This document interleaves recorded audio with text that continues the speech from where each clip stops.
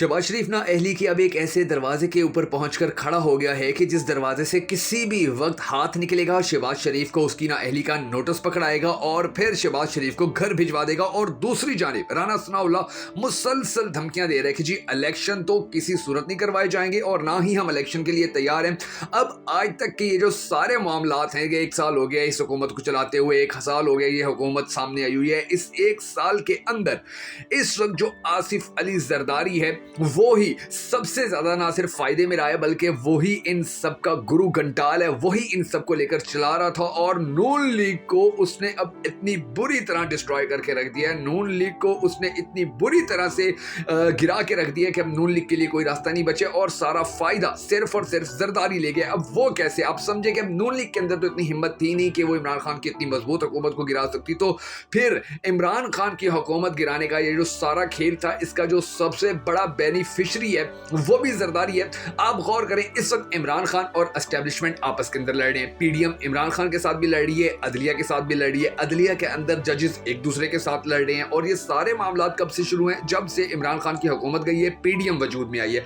PDM को वजूद में लाने में किसका सबसे अहम किरदार था? पीडीएम को वजूद में लाने में सबसे ज्यादा अहम किरदार जरदारी का था और जरदारी ही ये सारे खेल को अपनी उंगलियों के इशारों से चला रहा है। और उसने अब जो सबसे बड़ी गेम की है उसका अंदाजा आप इस बात से लगा लीजिए कि नून लीग इस वक्त पंजाब के अंदर जीतने में बिल्कुल भी कामयाब नहीं हो सकते। पिछले ज़िमनी इंतखाबात पूरे पाकिस्तान ने देखे, पूरी दुनिया ने देखे, लेकिन दूसरी जानिब यानी कि जो पंजाब है जिसके अंदर नून लीग सबसे बड़ी ताकत हुआ करती थी, इस वक्त वो कुछ भी नहीं रहे। और सिंध के अंदर क्या हो रहा है? उसके सिंध के अंदर जी जरदारी के मजे हैं, उसकी सिंध की हुकूमत को कोई खतरा नहीं है, वो वहां पर मुकम्मल महफूज है। बल्कि ज्यादा जो दिलचस्प बात है वो ये है कि उस जरदारी ने इस सारे ड्रामे की सिंध के अंदर भनक भी नहीं पड़ने दी है। पीपी के पास वजारतें भी मौजूद हैं।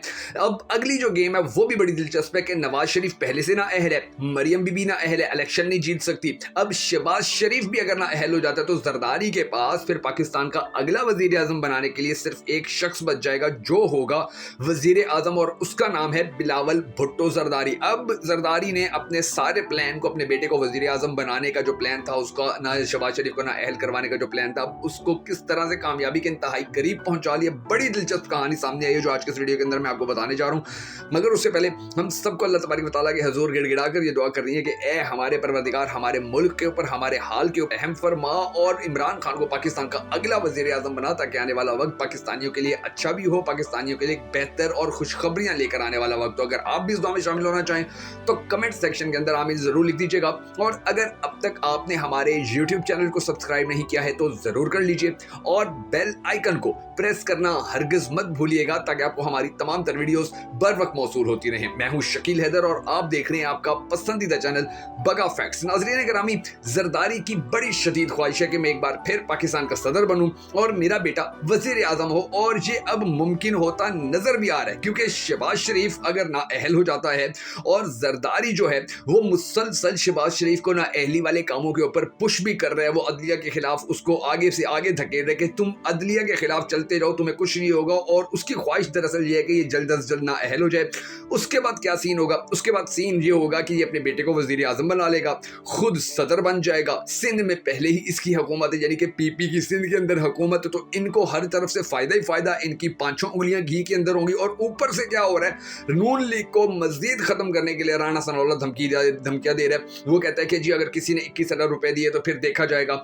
और इन्हीं सारी चीजों को देखते हुए जनरल अमजद शेब ने भी कहा है कि अवाम और इदारों के अंदर अभी बहुत ज्यादा दूरियां हैं और अगर राना सनाउल्लाह इसी तरह धमकियां देता रहा तो फिर ये दूरियां बढ़ जाएंगी। क्योंकि आर्मी चीफ ने कुछ दिन पहले कहा था कि जी जो ताकत का सबसे बड़ा मंबा है वो पाकिस्तानी कौम है, पाकिस्तानी अवाम है। अब उनका ये बयान सामने आया था। जनरल अमजद शेब ने राना सनाउल्लाह की धमकियां अपने यूट्यूब चैनल के ऊपर लगाकर दिखाया कि जी अगर राना सनाउल्लाह इसी तरह इलेक्शन लेट करवाता रहा, क्योंकि सुप्रीम पावर जो हमारे मुल्क की है वो तो हमारी पाक फौजी है, तो अगर राना सनाउल्लाह की ये धमकियां सच साबित होती हैं और फिर आर्मी चीफ कह रहे हैं कि जी सबसे बड़ी पाक ताकत जो होती है वो अवाम होती है, तो ये जो मैं बात कर रहा हूँ कि आर्मी और अवाम के अंदर फासले बड़े हुए, फिर ये बात सच साबित हो जाएगी। यानी कि जो जनरल अमजद शेब हैं उन्होंने ये बात की है कि अब हर सूरत जो इलेक्शन है वो किया जाए, क्योंकि इसके अलावा अब कोई और रास्ता नहीं बचा है। और दूसरी जानिब जरदारी की बड़ी शदीद ख्वाहिश है कि कोई ना कोई मिस एडवेंचर हो जाए ताकि शहबाज शरीफ का पत्ता कटे और मैं अपने बेटे को वजीर आजम बना लूं। अब इसके लिए उसने सिराजुल हक को भी अंदर इन्वॉल्व कर लिया। सिराजुल हक ने इमरान खान से मुलाकात की है, वो وہ یہ کہہ رہے کہ جی کچھ ڈیٹس آپ دے دیں, کچھ ڈیٹس میں پی ڈی ایم سے لے لیتا ہوں, پھر ہم آگے لے کر چلتے ہیں. اور اس سارے کھیل کے اندر بھی